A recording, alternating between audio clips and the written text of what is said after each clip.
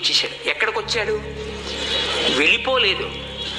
అందరూ వదిలిపెట్టేస్తే నమ్ముకుని గుళ్ళో ఉన్నాను, నాకు దొరికితే నీకు పెడతానన్నాను.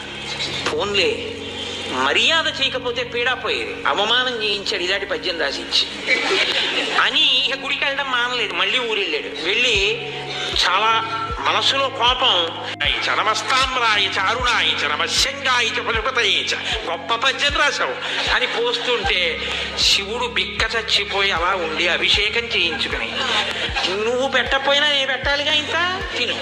ఓం ప్రాణాయ స్వాహ, ఓం అపానాయ స్వాహ, ఓం జ్ఞానాయ స్వాహ అంటుంటే ఆయన లేచి అన్నాడు, ఎందుకయ్యా అంత కోపం, ఏమైంది అక్కడ అన్నాడు. ఏమి తెలియని వాళ్ళే అడక్కు, సర్వజ్ఞుడికి నీకు తెలియని ఏం లేదు, ఎంత గొప్ప పద్యం రాశావు. మీ ఆవిడ వెంట్రుకలకి సహజ సువాసన. నత్తీరుడు నిలదీశాడు, ఏమిటి కవిత్వం అని అడిగాడు. కవితా సమయంబున నుప్పు కాదు, నువ్విప్పగిదిని రచయింపవచ్చునే అని అడిగాడు. సిగ్గుచేటై తిరిగి వచ్చాను అనేటప్పటికీ శివుడు అన్నాడు, వాడేవాడు సమస్త విద్యలకు అధినాథుణ్ణి నేను ఇంతపాటి లేశమైన కవిత్వం ఇస్తే పలుకుతున్నాడు నత్తీరుడు. నేను రాసినటువంటి కవిత్వంలో తప్పు పట్టగలిగిన మొనగాడా, నేనే పెడతానన్నాడు.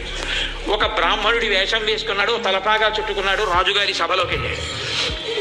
వెళ్ళేటప్పటికీ అందరూ అబ్బో చాలా వర్చస్సుతో ఉన్నాడు, లేచి నిలబడ్డాడు. నిలబడేటప్పటికి ఇంకా ఎవరిని ఏమీ అడగలేదు, చాలా కోపంతో ఉన్నాడు. ఈ కేవలం అసూయతో నత్తీరుడు తప్పట్టుకున్నాడు పద్యంలో.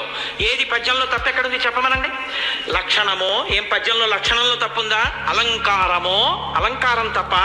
పదబంధమో, పదములు బంధం వేయడం తప్పొచ్చిందా? రసమో, రసభంగం అయిందా?